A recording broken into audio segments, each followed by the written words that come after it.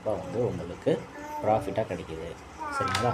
So ஒரு ஐடிக்கு மொத்த ப்ராஃபிட் அமௌண்ட் வந்து 1,53,500 ரூபா. இதில் பார்த்தீங்கன்னா மொத்தம் அப்கிரேட் லெவல் வந்து 3 லெவல் இருக்குது.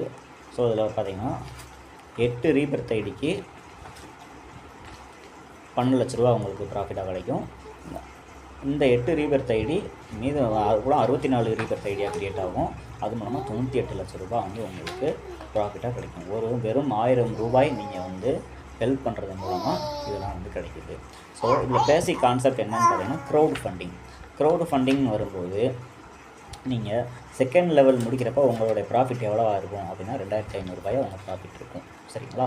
இதில் நீங்கள் தேர்ட் லெவலுக்கு உள்ளே என்ட்ரி ஆகணும் அப்படின்னா நீங்கள் உங்களுக்கு கீழே டைரெக்டாக 2 நபர்களை வந்து நீங்கள் ரெஃபர் பண்ணியிருக்கணும். ஓகேங்களா? அதாவது 2 நபர்களை உங்களுக்கு கீழே வந்து ரெஃபர் பண்ணி ஜாயின் பண்ணி விட்டிங்கன்னா தான் உங்களுக்கு